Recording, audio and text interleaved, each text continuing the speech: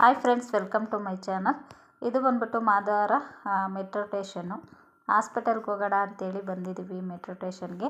ನಮ್ಮ ಮನೆಯವರು bike park ಮಾಡ್ತೀನಿ ಅಂತ ಹೇಳಿದ್ರು. ಇವತ್ತು ಎಕ್ಸಿಬಿಷನ್ ಇರೋದ್ರಿಂದ ಮಾದವರದಲ್ಲಿ ತುಂಬ ಅಂದರೆ ತುಂಬಾ ಟ್ರಾಫಿಕ್ ಇತ್ತು ಅಂತಲೇ ಹೇಳ್ಬೋದು. ಹಾಗೆ ವೆಹಿಕಲ್ಸ್ ನಿಲ್ಸೋಕ್ಕೆ ಜಾಗನೂ ಅಷ್ಟೇ ಇರಲೇ ಇಲ್ಲ.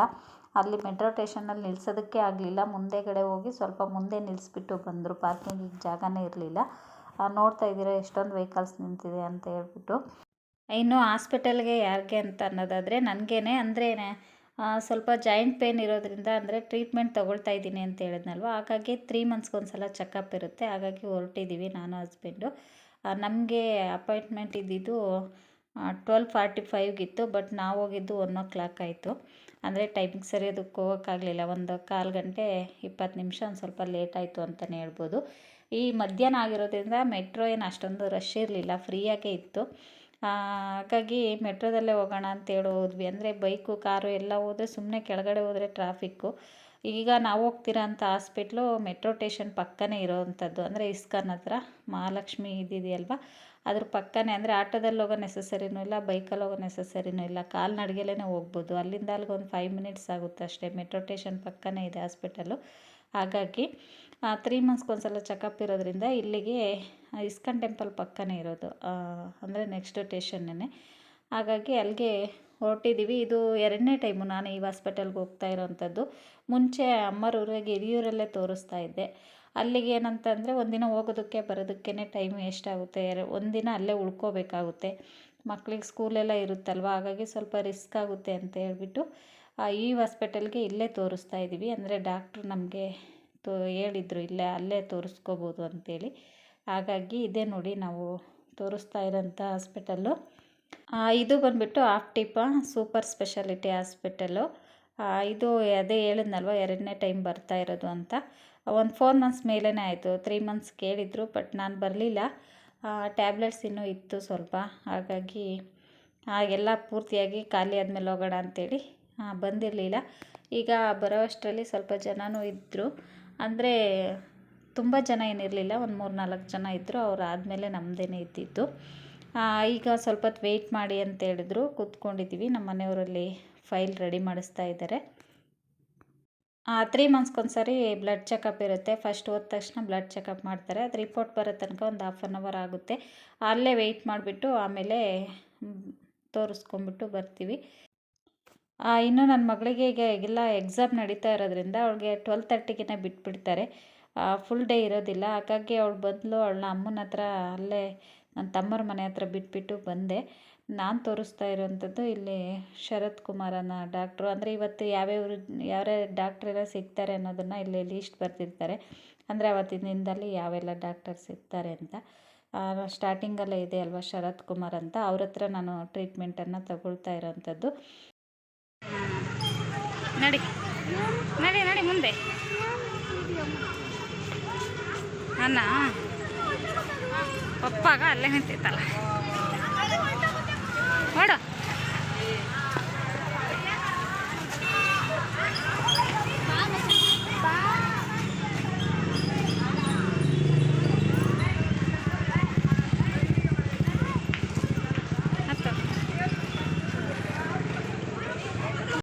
ಇನ್ನು ಮಗನ ಸ್ಕೂಲಿಗೆ ಇಂದ 3 o'clockಗೆ ಅಂದರೆ 3 ಗಂಟೆಗೆ ಬಿಡುತ್ತೆ. ಅಷ್ಟೊತ್ತಿಗೆ ಬಂದ್ವಿ.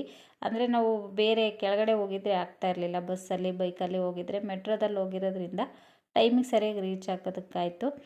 ಅವನು ಸ್ಕೂಲ್ ಬಿಡೋ ಟೈಮಿಗೆ ಕರೆಕ್ಟಾಗಿ ಬಂದ್ವಿ. ಇನ್ನು ಮನೆಗೆ ಬಂದಮೇಲೆ ಸಂಜೆಗೆ ಅಂತೇಳಿ ಮಧ್ಯಾಹ್ನ ಏನೂ ಅಡುಗೆ ಮಾಡಿರಲಿಲ್ಲ. ನಾವು ಬರೋವಷ್ಟರಲ್ಲಿ ಅಮ್ಮ ಮಾಡಿದರು. ಅಲ್ಲೇ ಅಮ್ಮರ ಮನೆಯಲ್ಲೇ ಊಟ ಮಾಡಿದ್ದೆ.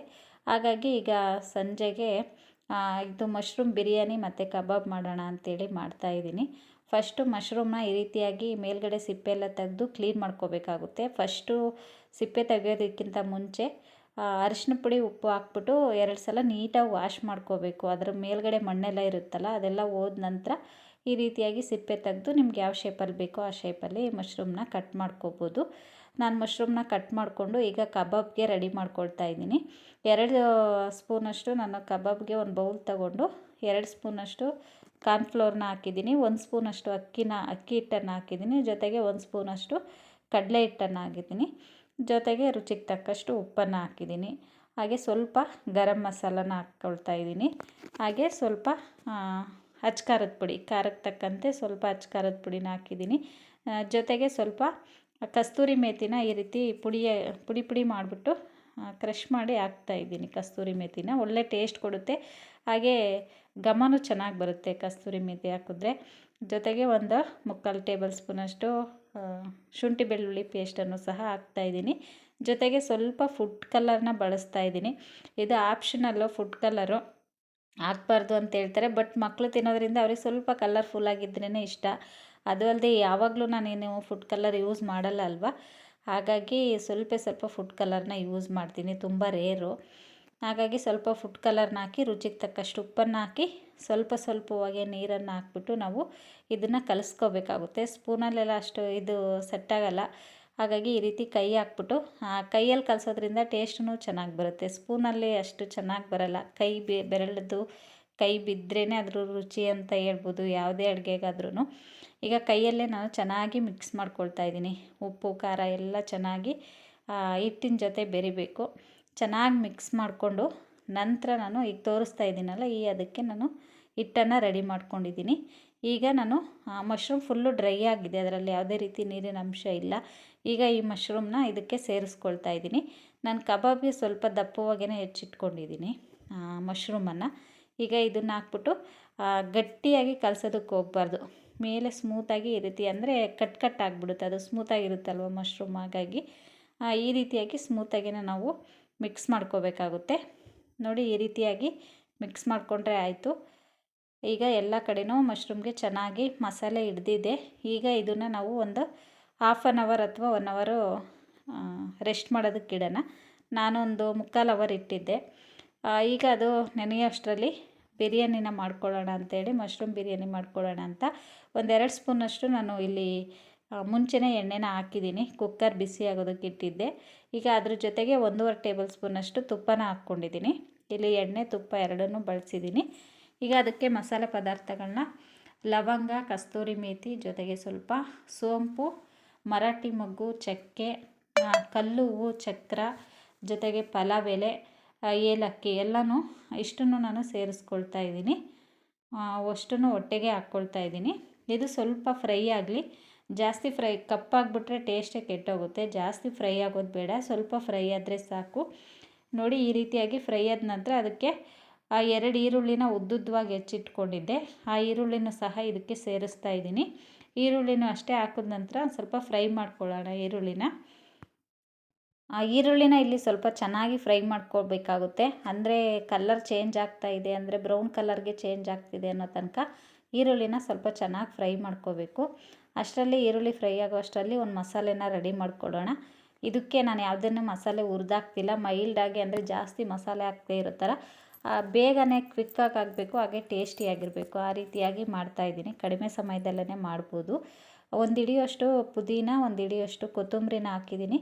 ಜೊತೆಗೆ ಒಂದು 3-4 ಹಸಿಮೆಣ್ಸಿಕಾಯಿನ ಹಾಕಿದ್ದೀನಿ. ಖಾರ ಇದೆ ಹಸಿಮೆಣ್ಸಿಕಾಯಿ, ಹಾಗಾಗಿ ಸ್ವಲ್ಪ ಉಪ್ಪನ್ನು ಸೇರಿಸ್ತಾ ಇದ್ದೀನಿ. ಸೇರಿಸ್ಬಿಟ್ಟು ಇಷ್ಟನ್ನು ನಾನು ರುಬ್ಬಿ ಇಟ್ಕೊಂಡೆ. ನೋಡಿ, ಈ ರೀತಿಯಾಗಿ ಈರುಳ್ಳಿ ಫ್ರೈ ಆಗಿದೆ. ಈ ಟೈಮಲ್ಲಿ ನಾನು ಇದಕ್ಕೆ 1.5 ಟೇಬಲ್ ಸ್ಪೂನಷ್ಟು ಶುಂಠಿ ಬೆಳ್ಳುಳ್ಳಿ ಪೇಸ್ಟನ್ನು ಸೇರಿಸ್ತಾ ಇದ್ದೀನಿ. ಹಾಕಿ ಪೇಸ್ಟನ್ನು ಸೇರಿಸಿ ಅದರದ್ದು ಶುಂಠಿ ಬೆಳ್ಳುಳ್ಳಿ ಪೇಸ್ಟಿಂದ ಒಂದು ಸ್ವಲ್ಪ ಹಸಿ ಸ್ಮೆಲ್ ಹೋಗೋ ತನಕ ಫ್ರೈ ಮಾಡಿಕೊಂಡು, ಜೊತೆಗೆ ರುಬ್ಬಿಟ್ಕೊಂಡಿರೋಂಥ ಕೊತ್ತಂಬರಿ, ಪುದೀನ, ಹಸಿಮೆಣ್ಸಿಕಾಯಿ ಪೇಸ್ಟ್ ಇತ್ತಲ್ವ, ಅದನ್ನು ಸೇರಿಸ್ತಾ ಇದ್ದೀನಿ. ಇಲ್ಲಿ ನಾವು ಹಸಿಯದಾಗಿ ಹಾಕಿರೋದ್ರಿಂದ ಮಸಾಲೆನ ಎಣ್ಣೆಯಲ್ಲಿ ಚೆನ್ನಾಗಿ ಫ್ರೈ ಮಾಡಬೇಕು. ಅಂದರೆ ಮುಂಚೆನೇ ಫ್ರೈ ಮಾಡಿಲ್ಲ ಅಲ್ವಾ, ಹಾಗಾಗಿ ಆ ಎಣ್ಣೆ ಬಿಡೋ ತನಕ ಇದನ್ನು ಚೆನ್ನಾಗಿ ನೋಡಿ ಈ ರೀತಿಯಾಗಿ ನಾವು ಫ್ರೈ ಮಾಡ್ಕೋಬೇಕು. ಈಗ ಅದಕ್ಕೆ 1 ಟೇಬಲ್ ಸ್ಪೂನಷ್ಟು ಸ್ವಲ್ಪ ಅರಿಶಿನ ಪುಡಿ ಹಾಕಿದ್ದೀನಿ. ಜೊತೆಗೆ ಸ್ವಲ್ಪ ಗರಂ ಮಸಾಲನ ಸೇರಿಸ್ತಾ ಇದ್ದೀನಿ. ನಾನು ಯಾವಾಗಲೂ ಅಷ್ಟೇ ಕೈ ಅಳತೆಯಲ್ಲೇ ಹಾಕ್ತಾ ಇರ್ತೀನಿ, ಅಂದರೆ ಇಷ್ಟೇ ಅಂತ ಏನು ಸ್ಪೂನಲ್ಲೇನು ಜಾಸ್ತಿ ಅಳತೆ ಮಾಡೋದಕ್ಕೆ ಹೋಗೋದಿಲ್ಲ. ಈಗ ಗರಂ ಮಸಾಲನೂ ಹಾಕಿ ಸ್ವಲ್ಪ ಒಂದು 1/2 ಟೇಬಲ್ ಸ್ಪೂನಷ್ಟು ಧನಿಯಾ ಪೌಡ್ರನ್ನು ಹಾಕಿದ್ದೆ, ಅದು ಸ್ಕಿಪ್ ಆಗಿದೆ. ಇಷ್ಟನ್ನು ಹಾಕಿ ಮಸಾಲೆನ ಫ್ರೈ ಮಾಡ್ಕೊಂಡಾದಮೇಲೆ ಒಂದು ಸಣ್ಣ ಬೌಲಲ್ಲಿ 1 ಬೌಲ್ನಷ್ಟು ಮೊಸರನ್ನು ಸೇರಿಸ್ತಾ ಇದ್ದೀನಿ. ಯಾವುದೇ ಬಿರಿಯಾನಿ ಆದರೂ ಅಷ್ಟೇ ಸ್ವಲ್ಪ ಮೊಸರು ಸೇರಿಸೋದ್ರಿಂದ ಅನ್ನ ಸ್ಮೂತಾಗಿ, ಬಿರಿಯಾನಿ ಅಷ್ಟೇ ಚೆನ್ನಾಗಾಗುತ್ತೆ. ಹಾಗಾಗಿ ಮೊಸರನ್ನು ಸೇರಿಸಿ ಅದನ್ನು ಅಷ್ಟೇ ಚೆನ್ನಾಗಿ ಫ್ರೈ ಮಾಡ್ಕೊಂಡಾದಮೇಲೆ 1-2 ಟೊಮೊಟೊನ ಉದ್ದುದ್ದವಾಗಿ ಸ್ಲೈಸ್ ಮಾಡಿ ಇಟ್ಕೊಂಡಿದ್ದೆ, ಆ ಟೊಮೊಟೊನೂ ಸಹ ಸೇರಿಸ್ಬಿಟ್ಟು ಈ ಟೈಮಲ್ಲಿ ಟೊಮೊಟೊ ಎಲ್ಲ ಸ್ವಲ್ಪ ಮೆತ್ತಗಾದಮೇಲೆ ಮಶ್ರೂಮನ್ನು ಸೇರಿಸ್ತಾ ಇದ್ದೀನಿ. ನಾನಿಲ್ಲಿ 2 ಪ್ಯಾಕೆಟು ಮಶ್ರೂಮ್ ತಗೊಂಡಿದ್ದೆ, ಹಾಗಾಗಿ ಸ್ವಲ್ಪ ಕಬಾಬು ಮತ್ತು ಬಿರಿಯಾನಿ ಎರಡನ್ನೂ ಮಾಡ್ತಾಯಿದ್ದೀನಿ. ಇದನ್ನು ಮಶ್ರೂಮನ್ನು ಹಾಕಿದ ತಕ್ಷಣ ಅದು ಮಶ್ರೂಮಲ್ಲಿ ನೀರಿನ ಅಂಶ ಇರೋದ್ರಿಂದ ಹಾಕಿದ್ಮೇಲೆ ನೀರು ಬಿಟ್ಕೊಳ್ಳುತ್ತೆ. ಅದು ಮಶ್ರೂಮ್ ನೋಡಿ ಈ ರೀತಿಯಾಗಿ ನೀರು ಬಿಟ್ಕೊಳ್ಳುತ್ತೆ. ಅಲ್ಲಿ ತನಕ ಚೆನ್ನಾಗಿ ಫ್ರೈ ಆಗುತ್ತೆ, ನೀರನ್ನು ಬಿಟ್ಕೊಳ್ಳುತ್ತೆ ಮತ್ತು ಕ್ವಾಂಟಿಟಿನೂ ಕಡಿಮೆ ಆಗುತ್ತೆ. ಅಂದರೆ ದಪ್ಪ ಇರುತ್ತಲ್ವ, ಅದು ಸ್ವಲ್ಪ ಸಣ್ಣ ಆಗುತ್ತೆ. ಅಲ್ಲಿ ತನಕ ಚೆನ್ನಾಗಿ ಫ್ರೈ ಮಾಡ್ಕೋಬೇಕು ಈ ರೀತಿಯಾಗಿ. ನೋಡಿ ಈಗ ಚೆನ್ನಾಗಿ ಫ್ರೈ ಆಗಿದೆ. ಮಶ್ರೂಮನ್ನು ಉಪ್ಪು ಖಾರ ಎಲ್ಲ ಹಿಡ್ದಿರುತ್ತೆ ಮಶ್ರೂಮ್ಗೂ. ಈ ಟೈಮಲ್ಲಿ ನಾನು ಮುಂಚೆನೇ ಒಗ್ಗರಣೆ ಹಾಕ್ಬೇಕಾದ್ರೇ ಅಕ್ಕಿನ ತೊಳೆದ್ಬಿಟ್ಟು ನೆನೆಯೋದಕ್ಕಿಟ್ಟಿದ್ದೆ. ಅಂದರೆ ಅಕ್ಕಿ ನೆನೆಸ್ಬಿಟ್ಟು ಮಾಡಿದ್ರೆ ಅನ್ನ ತುಂಬಾ ಸ್ಮೂತಾಗಿ ಬರುತ್ತೆ. ಹಾಗಾಗಿ ನೆನೆಸಿಟ್ಟಿರೋಂಥ ಅಕ್ಕಿನೂ ಸಹ ಈಗ ಸೇರಿಸ್ತಾ ಇದ್ದೀನಿ. ಅಕ್ಕಿನ ಸೇರಿಸಿ ತುಂಬ ಏನು ಫ್ರೈ ಮಾಡ್ಕೊಳ್ಳೋದು ಬೇಡ. ಅಕ್ಕಿನ ಸ್ವಲ್ಪ ಮಿಕ್ಸ್ ಕೊಟ್ಬಿಟ್ಟು ನೀರು ಹಾಕಿದ್ರೆ ಆಯಿತು. ಇಲ್ಲ ಅಂತಂದರೆ ಅನ್ನ ಚೆನ್ನಾಗಾಗೋದಿಲ್ಲ. ಅಂದರೆ ಮಸಾಲೆ ಎಲ್ಲ ಅದನ್ನು ಚೆನ್ನಾಗಿ ಫ್ರೈ ಮಾಡ್ಕೋಬಾರ್ದು ಅಕ್ಕಿನ ಯಾವುದೇ ಕಾರಣಕ್ಕೂ. ಸುಮ್ಮನೆ ಮಿಕ್ಸ್ ಕೊಟ್ಬಿಟ್ಟು ನೀರನ್ನು ಸೇರಿಸ್ಕೊಂಡ್ರೆ ಆಯಿತು. ಇಲ್ಲಿ ನಾನು 2.5 ಲೋಟ ಅಷ್ಟು ಅಕ್ಕಿನ ಹಾಕಿದ್ದೆ. ಅದಕ್ಕೆ ಒಂದು 5 ಲೋಟದಷ್ಟು ಚಿಕ್ಕ ಗ್ಲಾಸಲ್ಲಿ ಹಾಕಿದ್ನಲ್ವ ಅಷ್ಟು ನೀರನ್ನು ಸೇರಿಸ್ಬಿಟ್ಟು ಚೆನ್ನಾಗಿ ಮಿಕ್ಸ್ ಮಾಡ್ಕೊಳ್ತಾ ಇದ್ದೀನಿ. ಈ ಟೈಮಲ್ಲಿ ನಾವು ರುಚಿಗೆ ತಕ್ಕಷ್ಟು ಉಪ್ಪನ್ನು ಸಹ ಸೇರಿಸ್ಕೋಬೇಕಾಗುತ್ತೆ. ಮಸಾಲೆ ಹಾಕಿದ ತಕ್ಷಣ ಯಾವುದೇ ಕಾರಣಕ್ಕೂ ನೋಡಿ ರುಚಿಗೆ ತಕ್ಕಷ್ಟು ಉಪ್ಪನ್ನು ಹಾಕ್ತಾಯಿದ್ದೀನಿ. ನೀರು ಹಾಕಿದ ತಕ್ಷಣ ಕ್ಯಾಪನ್ನು ಮುಚ್ಚೋದಕ್ಕೆ ಹೋಗಬೇಡಿ. ಅದು ಒಂದು ಕುದಿ ಬರೋ ತನಕ ಸ್ವಲ್ಪ ವೆಯ್ಟ್ ಮಾಡಿ. ಇಲ್ಲಾಂದರೆ ರೈಸ್ ಎಲ್ಲ ಕೆಳಗಡೆ ಇರುತ್ತೆ, ಮಸಾಲೆ ಎಲ್ಲ ಮೇಲೆ ತೇಲಿರುತ್ತೆ. ನೋಡಿ ಈ ರೀತಿಯಾಗಿ ಕುದಿ ಬರಬೇಕು. ಕುದಿ ಬಂದಮೇಲೆ ನೀವು ಕ್ಯಾಪನ್ನು ಮುಚ್ಚಬೇಕಾಗುತ್ತೆ. ಕುದೀತಾ ಇರಬೇಕಾದ್ರೆ ಒಂದು ಸಲ ಚೆನ್ನಾಗಿ ಮಿಕ್ಸ್ ಕೊಟ್ಬಿಟ್ಟು ಈ ಟೈಮಲ್ಲಿ ಉಪ್ಪು ಖಾರ ಸ್ವಲ್ಪ ಚೆಕ್ ಮಾಡ್ಕೊಳ್ಳಿ ಕರೆಕ್ಟಾಗಿದೆಯಾ ಏನು ಅಂತ. ಉಪ್ಪೇನಾದರೂ ಕಮ್ಮಿ ಇತ್ತು ಅಂದರೆ ಈ ಟೈಮಲ್ಲಿ ನೀವು ಸೇರಿಸ್ಕೋಬೋದು. ನೋಡಿ ಈಗ ಕುದೀತಾ ಇದೆ. ಈ ಟೈಮಲ್ಲಿ ನಾನು ಕ್ಯಾಪನ್ನು ಮುಚ್ಚಿಬಿಟ್ಟು ಒಂದು 2 ವಿಸಿಲ್ ಕೂಗಿಸ್ಕೊಳ್ತೀನಿ. ಅಂದರೆ ಜಾಸ್ತಿ ಸಿಮ್ಮಲ್ಲೂ ಅಲ್ಲ, ಹೈ ಫ್ಲೇಮಲ್ಲೂ ಅಲ್ಲ, ಮೀಡಿಯಮಲ್ಲಿಟ್ಟು ನಾವು ಇದನ್ನು ಬೇಯಿಸ್ಕೋಬೇಕಾಗುತ್ತೆ. ಹೈ ಫ್ಲೇಮಲ್ಲಿ ಇಟ್ಬಿಟ್ರೆ ಸೀದೋಗ್ಬಿಡುತ್ತೆ. ಹಾಗಾಗಿ ಮೀಡಿಯಮ್ ಫ್ಲೇಮಲ್ಲಿಟ್ಟು ಸಣ್ಣ ಉರಿಯಲ್ಲೇ ನಾವು ಈ ಬಿರಿಯಾನಿನ ಮಾಡ್ಕೋಬೇಕಾಗುತ್ತೆ. ಈಗ ಅದು ಆಗೋವಷ್ಟರಲ್ಲಿ ಕಬಾಬ್ ಹಾಕ್ಕೊಳ್ಳೋಣ ಅಂಥೇಳಿ ಪಕ್ಕದ ಇದಕ್ಕೆ ನಾನು ಬಿರಿಯಾನಿನ ಇಟ್ಬಿಟ್ಟು ಈ ಕಡೆ ಸೈಡು ಕಬಾಬನ್ನು ಹಾಕ್ಕೊಳ್ತಾ ಇದ್ದೀನಿ. ಅಂದರೆ ಮಶ್ರೂಮ್ ಕಬಾಬನ್ನು ಹಾಕ್ಕೊಳ್ತಾ ಇದ್ದೀನಿ. ಎಣ್ಣೆ ಬಿಸಿ ಆಗೋದಕ್ಕೆ ಇಟ್ಟಿದ್ದೆ. ಈಗ ಈ ರೀತಿಯಾಗಿ ಒಂದೊಂದನ್ನೇ ಕಬಾಬನ್ನು ಹಾಕ್ಕೊಳ್ತಾ ಇದ್ದೀನಿ. ಇದನ್ನು ಅಷ್ಟೇ ಕಬಾಬನ್ನು ತುಂಬ ಹೊತ್ತು ಫ್ರೈ ಏನಂದರೆ ಚಿಕನ್ನು ಅದೆಲ್ಲ ಬೇಯುತ್ತಲ್ವ, ಆ ರೀತಿಯಾಗಿ ಏನು ಬೇಯಿಸೋ ಅವಶ್ಯಕತೆ ಇಲ್ಲ. ಅಂದರೆ ಇದು ಬೇಗನೆ ಬೆಂದೋಗುತ್ತೆ, ತುಂಬ ಏನು ಟೈಮ್ ತಗೊಳ್ಳೋದಿಲ್ಲ ಇದು ಬೇಯೋದಕ್ಕೆ. ನೋಡಿ ಈ ರೀತಿಯಾಗಿ ಬಬಲ್ಸ್ ಎಲ್ಲ ಕಮ್ಮಿ ಆದರೆ ಕಬಾಬು ಕಂಪ್ಲೀಟಾಗಿ ಆಗಿದೆ ಅಂತ. ತುಂಬ ಅಂದರೆ ತುಂಬಾ ಚೆನ್ನಾಗಿರುತ್ತೆ. ಚಿಕನ್ಗೂ ಇದಕ್ಕೂ ಏನು ವ್ಯತ್ಯಾಸ ಇದೆ ಅಂತಲೇ ಗೊತ್ತಾಗಲ್ಲ. ಮಶ್ರೂಮ್ ತುಂಬ ಚೆನ್ನಾಗಾಗುತ್ತೆ. ನನ್ನ ಮಕ್ಕಳಂತೂ ಇಬ್ಬರೂ ತುಂಬಾ ಇಷ್ಟಪಟ್ಟು ತಿಂದರು. ನೋಡಿ ಈ ರೀತಿಯಾಗಿ ಆಗಿದೆ. ಇಷ್ಟ ಆದರೆ ಸಾಕು, ಚೆನ್ನಾಗಿ ಬೆಂದಿದೆ. ಅದೇ ಹೇಳಿದ್ನಲ್ವ, ತುಂಬ ಹೊತ್ತೇನು ಬೇಯಿಸೋ ಅವಶ್ಯಕತೆ ಇಲ್ಲ, ಬೇಗನೆ ಬೇಯುತ್ತೆ ಅಂತೇಳಿ. ಈಗ ಅದನ್ನು ಹಾಕ್ಕೊಳ್ತಾ ಇದ್ದೀನಿ. ನನ್ನ ಮಕ್ಕಳು ಬಿರಿಯಾನಿ ಮಾಡೋ ಅಷ್ಟರಲ್ಲಿ ಅರ್ಧ ಖಾಲಿನೇ ಮಾಡಿದರು ಕಬಾಬ್ನ. ನೋಡಿ ಈಗ ಪೂರ್ತಿಯಾಗಿ ವಿಸಿಲ್ ತೆಗ್ದಿದ್ದೀನಿ, ತಣ್ಣಗಾಗಿದೆ. ಈಗ ಕ್ಯಾಪನ್ನು ಓಪನ್ ಮಾಡ್ತಾಯಿದ್ದೀನಿ. ತುಂಬ ಅಂದರೆ ತುಂಬಾ ಚೆನ್ನಾಗಾಗಿತ್ತು. ನೋಡ್ತಾ ಇದ್ದೀರಾ ಕಲರ್ಫುಲ್ಲಾಗಿ ಎಷ್ಟು ಚೆನ್ನಾಗಾಗಿದೆ ಬಿರಿಯಾನಿ ಅಂತ. ಉದುರಾಗಿತ್ತು, ತುಂಬ ಚೆನ್ನಾಗಿತ್ತು. ಈ ರೆಸಿಪಿ ಖಂಡಿತವಾಗ್ಲೂ ನೀವು ಒಂದು ಸಲ ಟ್ರೈ ಮಾಡಿ, ತುಂಬಾ ಚೆನ್ನಾಗಿ ಬರುತ್ತೆ. ಇದಕ್ಕೆ ನೀವು ಮೊಸರು ಬಜ್ಜಿ ಆ ಥರದ್ದು ಅಥವಾ ಯಾವುದಾದ್ರೂ ಸೇರ್ವ ಆ ಥರದ್ದಾದ್ರೂ ಹಾಕೋಬೋದು. ಏನು ಇಲ್ಲದೆ ಈ ರೀತಿಯಾಗಿ ಪ್ಲೈನಾಗಿ ತಿನ್ನೋದಕ್ಕೆ ಚೆನ್ನಾಗಿರುತ್ತೆ. ನೀವು ಬೇಕು ಅಂತಂದರೆ ಇದಕ್ಕೆ ಸ್ವಲ್ಪ ಮೊಸರು ಬಜ್ಜಿನ ಮಾಡ್ಕೋಬೋದು, ರಾಯ್ತನ. ನೋಡಿ ತೋರಿಸ್ತಾ ಇದ್ದೀನಿ ಎಷ್ಟು ಉದುದ್ರಾಗಾಗಿದೆ ಅನ್ನ ಅಂತ. ತುಂಬಾ ಸ್ಮೂತಾಗಿ ಸಾಫ್ಟಾಗಿ ಆಗಿತ್ತು, ಚೆನ್ನಾಗಿತ್ತು. ನನ್ನ ಮಕ್ಕಳು ನೋಡಿ ಅದಕ್ಕೆ ಸ್ವಲ್ಪ ಕಬಾಬಿಂದು ಮಿಕ್ಕಿತ್ತಲ್ವ ಅದು ಇಟ್ಟು ಅದಕ್ಕೆ ಸ್ವಲ್ಪ ಈರುಳ್ಳಿನೂ ನಾನು ಕಟ್ ಮಾಡಿಬಿಟ್ಟು ಹಾಕಿದ್ದೆ. ಸುಮ್ಮನೆ ಯಾಕೆ ವೇಸ್ಟ್ ಮಾಡೋಣ ಮಸಾಲೆನ ಅಂತೇಳಿ ಸ್ವಲ್ಪ ಈರುಳ್ಳಿನೇ ಹಾಕಿ ಫ್ರೈ ಮಾಡಿದ್ದೆ ಮಿಕ್ಕಿರೋ ಅಂಥದ್ದಕ್ಕೆ. ನಾನು ಬಡಿಸೋ ಅಷ್ಟರಲ್ಲಿ ನನ್ನ ಮಕ್ಕಳು ಖಾಲಿ ಮಾಡ್ತಾಯಿದ್ದಾರೆ. ರುಚಿ ಸಿಕ್ಕಿದೆ ಅವ್ರಿಗೆ, ಹಾಗಾಗಿ ಇಷ್ಟಪಟ್ಟು ತಿಂತಾಯಿದ್ರು ಇಬ್ಬರೂ. ಇದಾಗಿತ್ತು ಫ್ರೆಂಡ್ಸ್ ಇವತ್ತಿನ ವಿಡಿಯೋ. ಈ ವಿಡಿಯೋ ಏನಾದರೂ ನಿಮ್ಗೆ ಇಷ್ಟ ಆಗಿದ್ದರೆ, ಹಾಗೆ ಈ ರೆಸಿಪಿಗಳು ಏನಾದರೂ ನಿಮ್ಗೆ ಇಷ್ಟ ಆಗಿದ್ದರೆ ಪ್ಲೀಸ್ ಲೈಕ್ ಮಾಡಿ, ಕಮೆಂಟ್ ಮಾಡಿ, ಹಾಗೆ ಶೇರ್ ಮಾಡಿ ಫ್ರೆಂಡ್ಸ್. ಇನ್ನೂ ಯಾರೆಲ್ಲ ನನ್ನ ಚಾನಲ್ನ ಸಬ್ಸ್ಕ್ರೈಬ್ ಮಾಡ್ಕೊಳ್ದೆ ನೋಡ್ತಾ ಇದ್ದೀರಾ ಪ್ಲೀಸ್ ಸಬ್ಸ್ಕ್ರೈಬ್ ಮಾಡ್ಕೊಂಡು ನೋಡಿ ಫ್ರೆಂಡ್ಸ್, ಹಾಗೆ ಸಪೋರ್ಟ್ ಮಾಡಿ ಅಂತ ಹೇಳ್ತಾ ಇವತ್ತಿನ ಈ ವಿಡಿಯೋನ ಇಲ್ಲಿಗೆ ಎಂಡ್ ಮಾಡ್ತಾಯಿದ್ದೀನಿ. ಮತ್ತೆ ಸಿಗ್ತೀನಿ ನೆಕ್ಸ್ಟ್ ವಿಡಿಯೋದಲ್ಲಿ. ಅಲ್ಲಿ ತನಕ ವಿಡಿಯೋ ನೋಡಿದ ನಿಮ್ಮೆಲ್ಲರಿಗೂ ಧನ್ಯವಾದಗಳು.